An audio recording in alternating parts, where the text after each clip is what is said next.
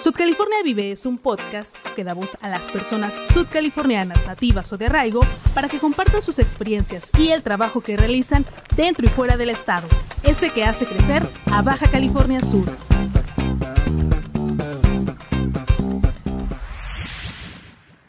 Hola, ¿qué tal? Estamos una vez más aquí en Sudcalifornia Vive Podcast. Mi nombre es Esperanza Gutiérrez y agradezco el favor de su atención donde quiera que nos estén viendo o escuchando.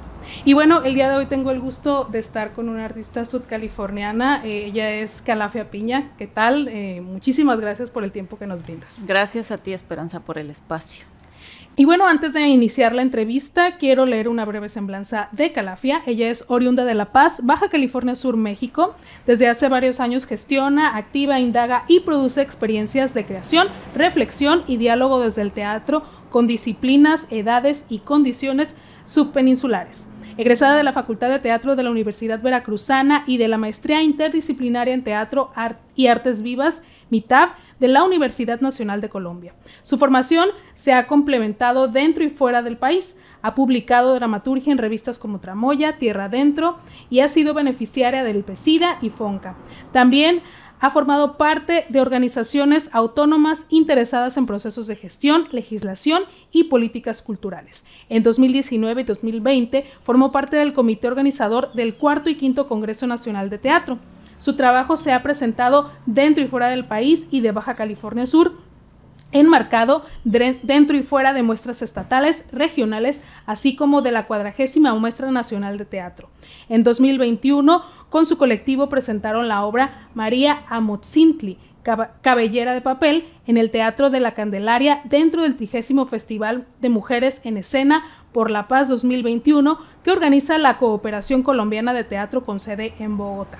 Actualmente es beneficiaria del programa de apoyo a profesionales de la cultura y el arte para estudios de maestría o doctorado y estudiante investigadora del programa de estudios teatrales de la Universidad Complutense de Madrid. Muchísimas gracias por tu tiempo.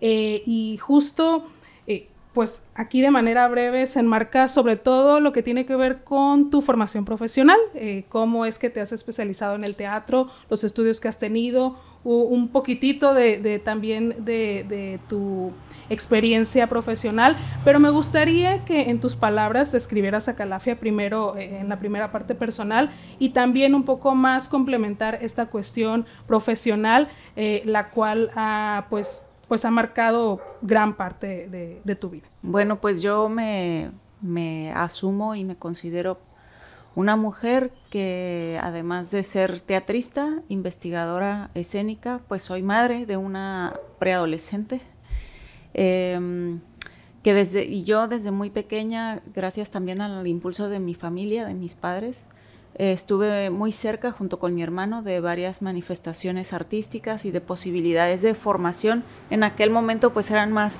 espacios de recreación y de introducción, ¿no?, a las artes. Entonces desde muy pequeña tuve esa posibilidad y después en la preparatoria es que yo decidí entrar a un taller de teatro aquí en la ciudad de La Paz con el grupo de teatro Altaira que dirige el maestro Alfonso Álvarez Bañuelos. Y posterior a ello es que decido irme a estudiar a la Facultad de Teatro de la Universidad Veracruzana ya de manera pues profesional o seria, ¿no? Siempre vuelvo a decir, con el apoyo de mis padres, porque desde que ellos supieron que yo tenía la inquietud de estudiar teatro, pues me dijeron que sí, siempre y cuando fuera desde un lugar serio, ¿no? No solamente como en una academia y bueno, pues eso me dio mucho aliento y mucha fortaleza para poder tomar esa decisión, porque además implicaba, por supuesto, moverme de la ciudad de La Paz, claro, porque aquí pues no hay la carrera de teatro. Entonces, bueno, brevemente eso podría yo decir. Y en esta parte profesional, me gustaría que pues nos hablaras un poquito acerca de tus inicios ya de manera profesional en cuanto al teatro. Nos dices que te uniste a este grupo aquí en La Paz, pero no sé si empezaste, digamos, ya de manera profesional desde aquí o hasta que te fuiste a Veracruz, más o menos, ¿cuál fue este proceso de llegar a este lado? Para mí siento que fue muy claro que ese momento en donde ya empecé yo a entender que estaba emprendiendo un camino pues como profesionista dentro del arte teatral, fue justamente cuando yo salí de la escuela y en aquel momento el que se convirtió o se convertiría después en mi maestro y gran influencia dentro de mi vida teatral, que es Abraham Oseransky, abrió un laboratorio de entrenamiento y yo entré a ese laboratorio de entrenamiento y pues me di cuenta de muchísimas cosas que yo no había advertido dentro de mi formación teatral. Y entonces fue ahí donde yo creo que empieza a formarse o a tener mayor consistencia la noción de estar ejerciendo una profesión, ¿no? Porque además después de estar con él, yo ya decidí, bueno, yo tuve la oportunidad de salir a tomar un seminario con el grupo de teatro que se llama el Odín Teatret, que es un referente pues bastante importante dentro de la historia del teatro contemporáneo. Y cuando yo regresé a México, me di cuenta o sentí que mi ciclo en Jalapa ya había concluido y que tenía más bien todas las ganas de volver a mi estado y aprovechar la paz de La Paz para entrenar, para generar teatro. Yo ya había venido antes con una puesta en escena con la que yo me gradué de la facultad, la había presentado aquí, luego había también regresado con otro proyecto cuando era becaria del PECDA. Y en ese momento que yo regresaba de aquel seminario de 40 días, yo dije, no, pues creo que es momento de volver a La Paz. Después de estar viviendo 9 años en Jalapa, de haber hecho la facultad y de haber estado otros años más con Abraham.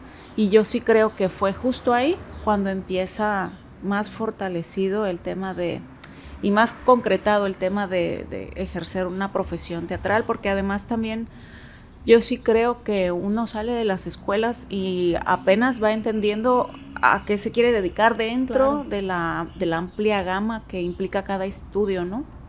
No sé si en algún momento uno lo tiene totalmente claro, yo me imagino que sí y que cada proceso es distinto, pero en mi caso yo dije, ay, bueno, pues y ahora me toca no solo hacer mis piezas teatrales, porque yo así aprendí con Abraham, como a poder, con Abraham, con Marla Espinosa, con una serie de maestros que nos invitaban no a estar esperando que nos llamaran para hacer la película, la serie o la obra de teatro, o no solamente estar supeditadas a ir a hacer un casting, sino también uno volverse su propia voz y volverse su propia generadora de proyectos y de lenguajes y de poéticas. Entonces era eso y además costear la vida diaria, ¿no? O sea, porque uno pues tiene la mala costumbre de comer y a veces de enfermarse y pagar un médico, ¿no? Claro. Y quizá de enamorarse y hacer familia y entonces, y somos humanos que viven en un mundo que requiere solventar cosas con papel moneda.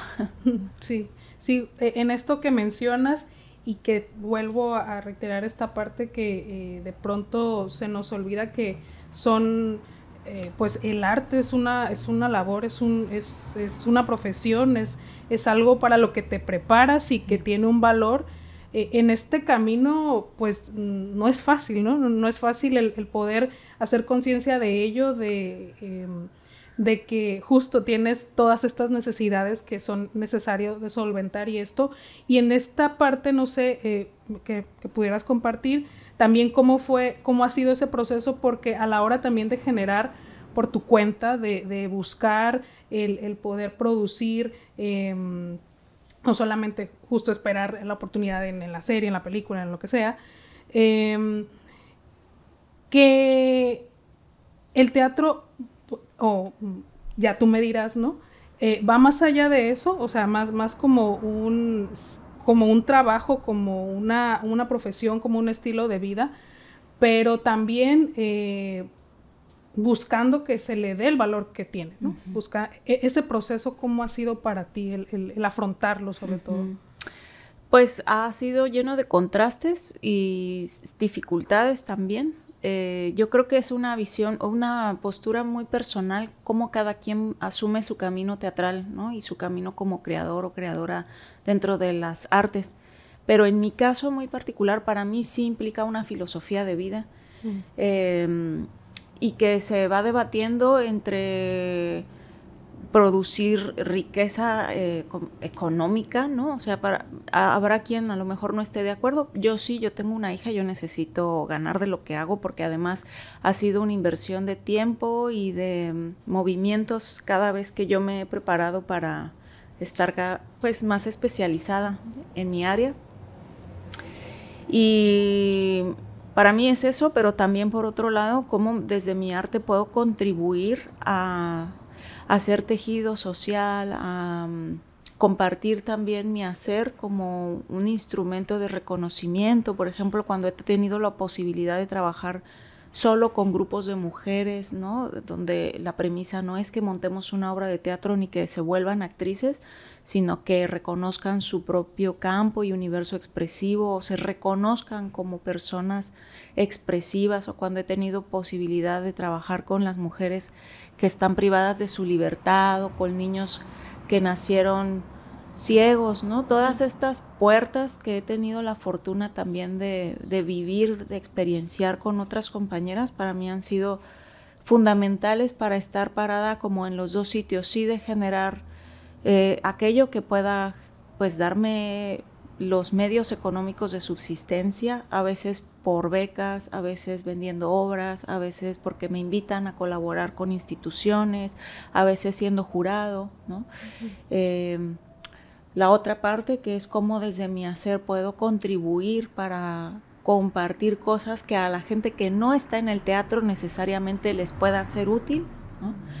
Y la otra, pues mis intereses o los motores que me llevan a decir, ay, quiero seguir estudiando, o me interesa investigar por aquí, o quiero escribir, ¿no? O me interesa profesionalizar, o más bien especializarme en esta rama de lo que hago.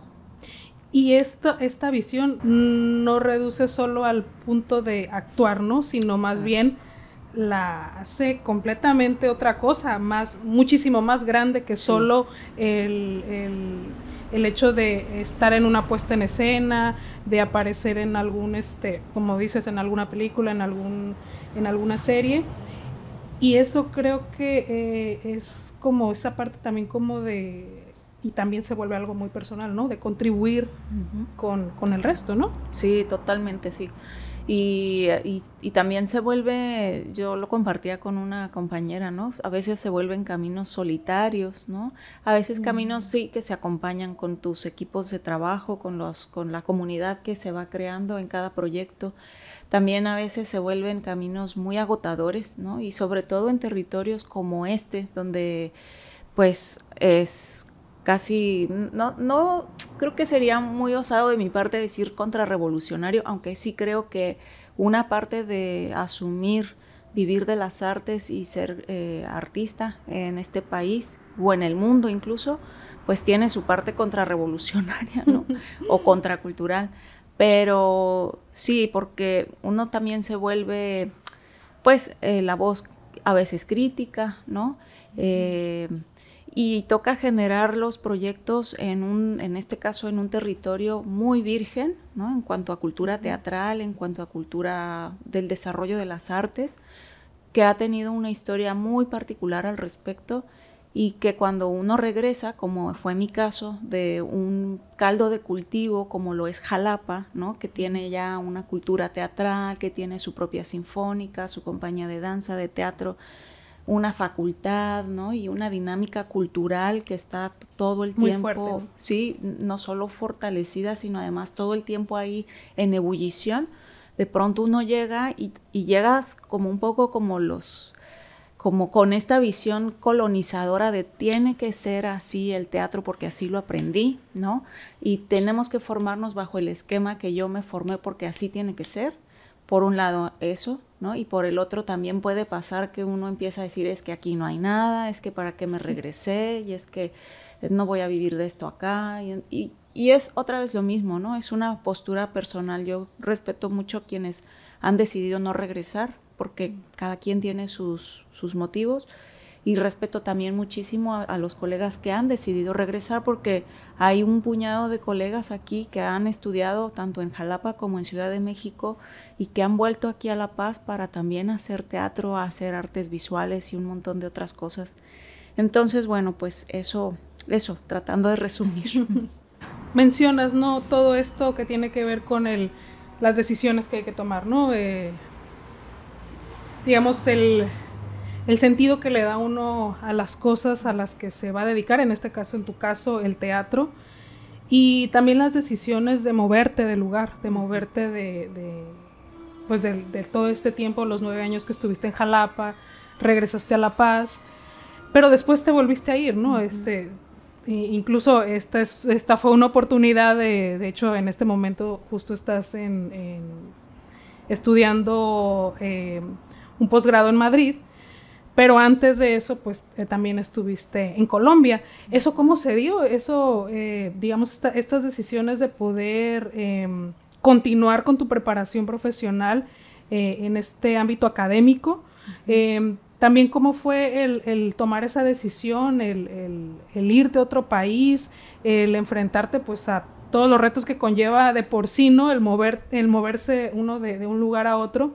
Eso para ti, ¿qué representó y cómo fue? Pues cuando yo regresé de Jalapa, bueno, aquí estuve, no recuerdo si unos 3, 4 años, y yo ya tenía en mente hacer una maestría, pero estaba buscando un espacio que no fuera tan teórico. Lo que pasa muchas veces en los posgrados de las artes es que se vuelven espacios de mucha teoría, de mucho pupitre, ¿no? Y no es que sea una contradicción completamente, pero en ese momento yo tenía la necesidad de encontrar un espacio que me permitiera seguir haciendo mi práctica escénica. Y entonces fue como me encontré con la maestría interdisciplinaria en Teatro y Artes Vivas de la Universidad Nacional de Colombia, que la impulsaron artistas, en sus inicios la impulsaron artistas muy, muy importantes y muy determinantes también para mí en ese proceso, como Heidi Abderhalden, Rolf Abderhalden de Mapa Teatro, Adriana Urrea, Víctor Viviescas, bueno, un montón más de gente. Siempre que menciono a las personas me meto en problemas porque se me olvidan nombres y no me gustaría dejar por fuera a las personas que influyeron en mi formación, pero Colombia es un país con una historia pues también muy particular, ¿no? Lo que ha permitido desde mi punto de vista que los procesos y los discursos artísticos sean discursos muy potentes. Hay gente de verdad muy, muy brillante y bueno, siendo Bogotá la capital, también yo tenía oportunidad de ver buen teatro. Tienen ahí una tradición fuertísima de teatro con el grupo de teatro La Candelaria. También en Cali, ¿no? El Colegio del Cuerpo, o sea, es un territorio que florece, siempre está floreciendo. Y en la maestría, bueno, tiene esta posibilidad de que tú vas escribiendo tu proceso o vas escribiendo sobre tu investigación y al mismo tiempo estás generando una pieza para ser presentada.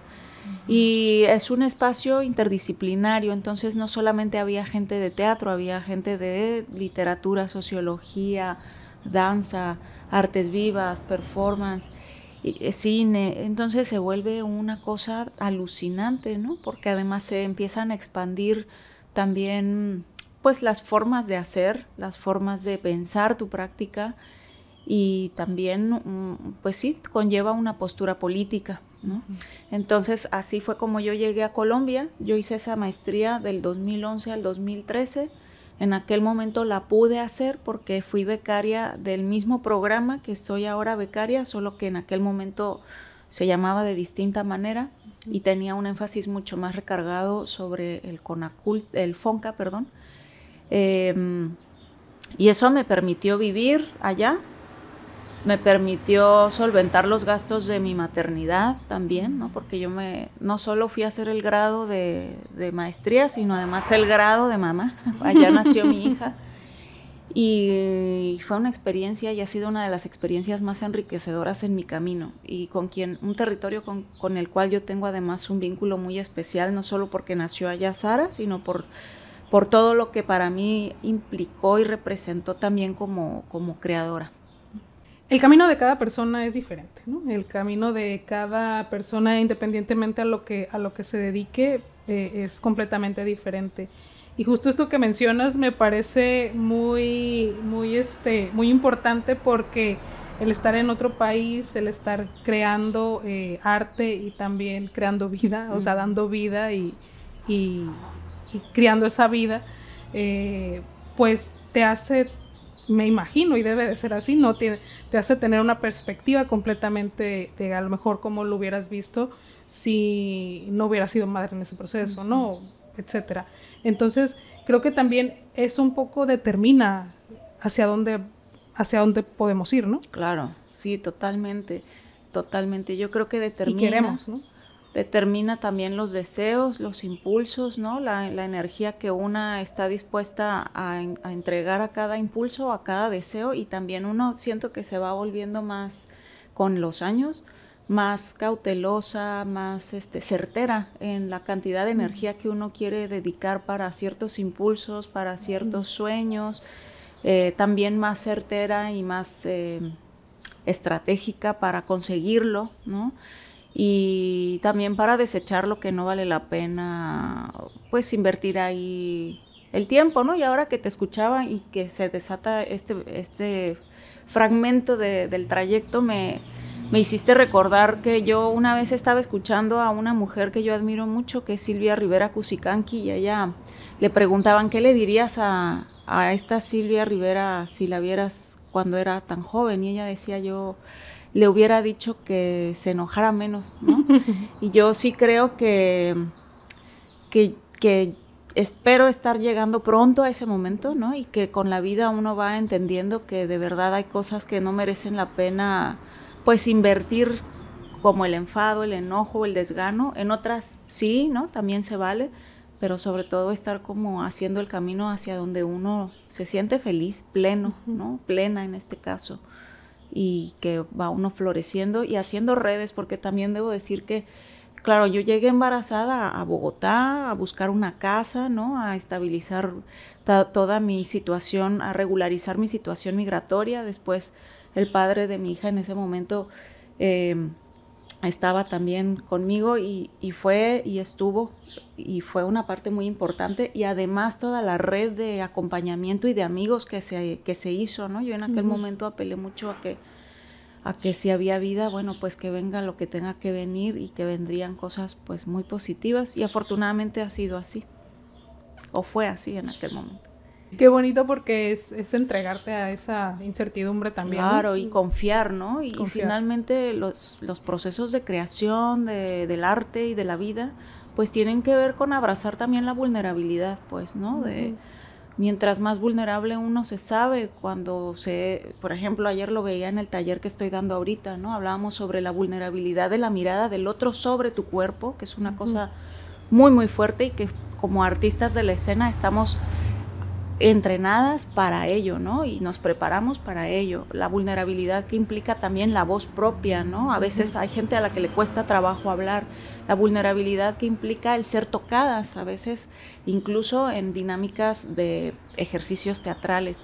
Y a todo eso uno pues se va enfrentando en la vida, pues me imagino yo, y creo que lo voy también entendiendo, para cada vez estar más presentes, ¿no? Y siento que un poco la vida en la modernidad que estamos viviendo nos ha alejado de estar en presente, más bien estamos más como en estados de inercia, de adormilamiento, ¿no? Y ese, bueno, es otro tema, ¿no? Pero es otro tema completamente. Y esto que, volviendo un poco a este punto de qué harías si te encontraras a tu versión más joven. Una vez una persona me dijo, hay que saber elegir las peleas que va a dar, porque como bien mencionas, no a todo le puedes poner toda la energía, y eso al final desgasta, ¿no? Claro. Entonces y no solo por decir peleas en el sentido negativo, ¿no? Sino más bien como todas estas situaciones que se nos van presentando, como estudiar una carrera, como mudarte de ciudad, como muchísimas cosas que suceden en torno, y que a lo mejor es el momento de hacerlo. Sí, pues en un momento sí es como el momento de hacerlo todo, pero va a llegar unos momentos en los que es una cosa, ¿no? Una cosa a la vez. Sí, totalmente. Una cosa a la vez. Y bueno, justo pues ahora que te encuentras ya estudiando el doctorado, terminas este proceso de la maestría y con esto que nos comentabas que tiene que ver con que justo casi a la par, ¿no? te estás convirtiendo en madre, pero este es otro proceso diferente, ¿no? El estudiar el doctorado y verlo desde otra, a lo mejor en otra perspectiva, desde otro momento de tu vida, y que también aparte se incluye algo que quizá a lo mejor no nos podríamos imaginar, pero que también es un elemento importante que tiene que ver con la investigación, ¿no? Ya investigar dentro del teatro, hacer un trabajo que pueda crear un precedente o que pueda abonar a lo mejor a otras investigaciones. En ese sentido, pues es un poco lo que estás haciendo ahora, y que ahora en este mes de febrero pues fuiste acá al norte, a Mulegé, a las pinturas rupestres. ¿Nos podrías hablar un poco acerca de esa investigación y de, pues, ahora sí que de dónde surgió y cómo ha sido este proceso también para ti? Voy a mencionar a la doctora María de la Luz. Sí, claro. Porque para mí sí es muy importante darle su lugar. Ella es una de las, además de que estoy muy agradecida con ella porque ha sido una persona muy generosa en compartirme pues ciertas referencias y aspectos importantes a no perder de vista en esta pues investigación. Me parece que es de las personas que ha formalizado y con mucha consistencia, contundencia y coherencia el estudio sobre la Sierra de San Francisco, además de que siempre se preocupa por cuidar ese patrimonio, por divulgarlo, difundir su importancia, por también hacer un tejido con los rancheros que están allá trabajando y que además son parte importante del cuidado de esos espacios. Y si mal no estoy, fue ella una de las grandes de las personas que impulsó fuertemente también el hecho de que ahora la Sierra de San Francisco y Cueva Pintada sea reconocida como un patrimonio ante la UNESCO, ¿no? Que no es cosa menor.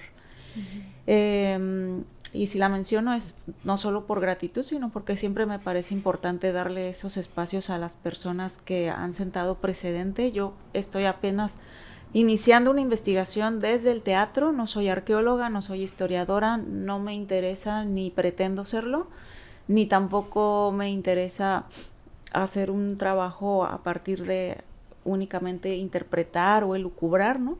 Sino más bien cómo el teatro puede ser un síntoma o un vestigio de performatividad en esos yacimientos, específicamente 3, ahorita que fuimos a observar.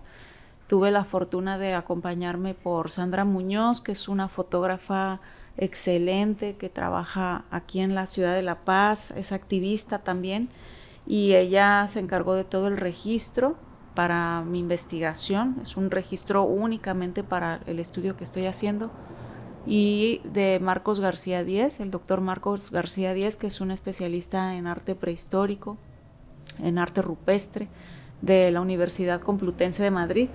Él es mi director de tesis, tengo 2, él es uno de ellos, y bueno, para mí era un lujo también estar conversando mientras caminábamos, mientras hacíamos toda esa travesía que además es parte importante de la experiencia de volverse espectadora de esos yacimientos. No se desliga para nada del encuentro con los yacimientos, así como tampoco se desliga del paisaje, ¿no? Sí, y es que quiero hacer mención de que llegar ahí es una travesía y llegar ahí es un reto, o sea, no es ir a, o sea, lo que te cuesta ir a contemplar eso, ¿no? O sea, claro, porque también creo que es parte del también como comprenderlo o de entender, porque es bajar muchísimo, hacerlo en varias horas, y dependiendo de cómo te sientas o cómo te sientas más seguro, segura, es hacerlo en una mula o a pie, ¿no? Dependiendo. Totalmente. Pero creo que también esta cuestión que tiene que ver con el trabajo que cuesta llegar ahí, también es una parte importante, ¿no? Sí, yo sí creo que es muy importante tener la experiencia, ¿no? Desafortunadamente siento que a veces sucede mucho en el ámbito político, que por ejemplo los funcionarios van en un helicóptero o por medios mucho más que les facilitan y les acortan el trayecto, pero se pierden justo de toda la experiencia, y además sí que es importante ver las condiciones en las que estas comunidades de rancheros y sus familias están viviendo, ¿no? Pero bueno, para mí tampoco se desliga el ranchero de todo esto, del peregrinaje y de la relación con los yacimientos. Y sin duda también, pues una de las primeras escrituras que hay en la humanidad, pues es la del cuerpo, los trazos con el cuerpo, ¿no? La caminata, los trazos a partir de los oficios cotidianos como la pesca, la recolección, la caza, ¿no? Y estos pictogramas que encontramos ahí, pues también son escrituras que fuera del espacio gráfico además nos abren un espacio de especulación, porque estamos todo el tiempo intentando entender desde nuestra razón cartesiana y desde una concepción también de cierto orden o de cierta linealidad para leer. Estamos intentando entender eso, ¿no? Y para mí también eso es maravilloso, porque te enfrentas a una manifestación que está abigarrada, que es aplastante, que a veces para poder volverte espectadora de ese abigarramiento, pues te tienes que acostar, ¿no? Y escuchar todo el entorno. Y bueno, pues de ello va mi investigación, de intentar ver cuáles son esos vestigios de performatividad o de teatralidad que están implicados ahí en los yacimientos. Y creo que la investigación dentro de las artes escénicas y de las artes en general, pues ya no es una cosa tan lejana. Para mí es muy importante también todo lo que Jorge Dubati dice, que es un gran estudioso del arte teatral y de las territorialidades, en torno a que cuando estamos haciendo teatro estamos también generando conocimiento, ¿no? Nuestras bitácoras de creación son generadores y compendios de conocimiento, de investigación. Cuando hablamos de investigación dentro de las artes, pues no únicamente estamos hablando del proceso de estar escribiendo con libros al lado y citando en formato APA o no sé, ¿no? Estas cosas que a veces son otros desafíos, sino que también la investigación se va dando sobre la praxis, pues, ¿no? Sobre la escena, y ahí hay toda una reformulación del acto de investigar, que no es, vuelvo a repetir, que no es únicamente teorizar. Curiosamente, la palabra teoría y teatro vienen de la misma raíz, que ahora mismo no sé si está bien pronunciada, pero creo que es teaomi, que tiene que ver con contemplar, ¿no? Entonces, compartimos la misma raíz, y creo que regresar a replantear o a revisar que la contemplación y la teorización tienen que ver justo con hechos muy orgánicos y muy primarios, como aprender a ver, rumiar. A mí me gusta mucho, como también que lo tomo de Silvia Rivera Cusicanqui, ¿no? El rumiar un pensamiento ahí que está en digestión y que lo vuelves a pasar por la cabeza, por el cuerpo, ¿no? Me parece que es parte importante de incorporar otras terminologías, y me doy cuenta también que, por ejemplo, en esta investigación a mí me toca reinventar otras o utilizar otras terminologías también que quizá dentro de los estudios teatrales pues no existen, ¿no? Terminologías más cercanas a un pensamiento geológico, ¿no? Y que posiblemente lo que yo he aprendido dentro del teatro son categorías que tampoco me van a servir del todo para esta investigación, que está muy cruzada y dialogando con la historia, con la arqueología, con la psicología, con la biología también, ¿no? Y bueno, pues eso. Esta otra parte también en la que, como mencionaba, no, o sea, tiene muchas vertientes, pero también se vuelve transdisciplinaria en cuanto a todos estos elementos o todas estas ramas en las que son necesarias para poder entender eso que tú estás investigando, ¿no? Claro. Entonces, tener en consideración que por qué es tan importante y por qué se le debe dar el valor, ¿no? que tiene como cualquier otro estudio, y me parece en verdad emocionante. Si vas y ves las pinturas, pues si bien es cierto fueron creadas por seres humanos, es que también son un paisaje, ¿no? Se han convertido en un paisaje y nos enmarcan en un territorio, en un lugar específico, ¿no? Totalmente. Y que a partir de su descubrimiento, de la reproducción que se ha hecho de esta imagen, es que también nos reflejamos un poco, ¿no? Como sudcalifornianos en cuanto a las pinturas rupestres. Claro. Nuestras pinturas rupestres, ¿no? Porque en otros lugares también las hay, pero en el caso de nuestras pinturas rupestres. Sí, hay en todo el planeta, eso es también alucinante.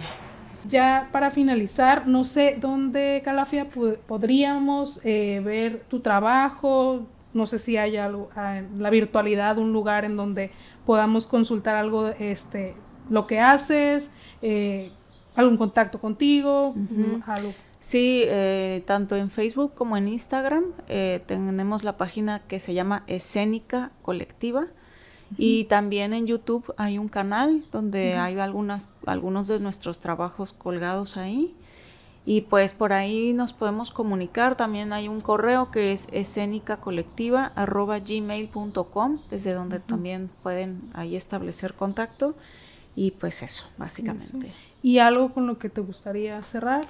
Pues agradecerte este espacio. Siempre disfruto mucho las entrevistas donde se puede desarrollar una conversación, entonces pues muchas gracias por eso.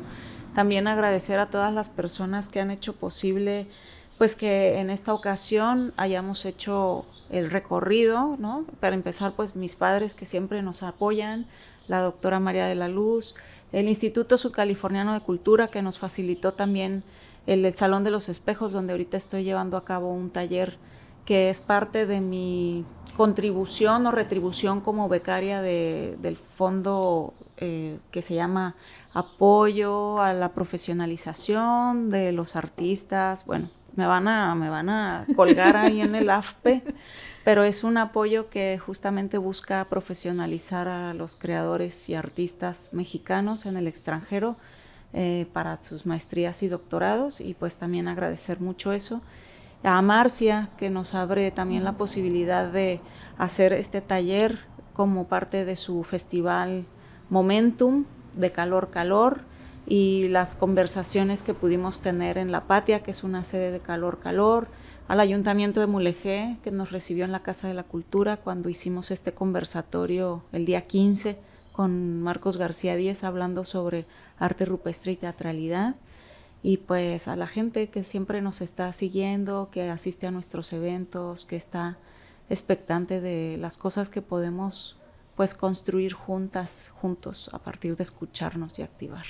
De nueva cuenta yo te agradezco tu tiempo, esto que nos compartiste, esta rica charla que pues la verdad abre un poco más el panorama, ¿no? De que el teatro va más allá solamente de presentarte quizá en un teatro, ¿no? Exacto. Y que puedes salir a otros lugares y que también puede tener posturas y que se vive de diferentes maneras, ¿no? Agradezco también el tiempo de su atención, donde quiera que nos estén viendo o escuchando, ya sea a través de YouTube, a través de Spotify o a través de la radio de Sud California. Les recuerdo que nos pueden seguir en todas las redes como Sud California Vive, así nos encuentran. Les recuerdo que cada semana estamos subiendo un episodio diferente.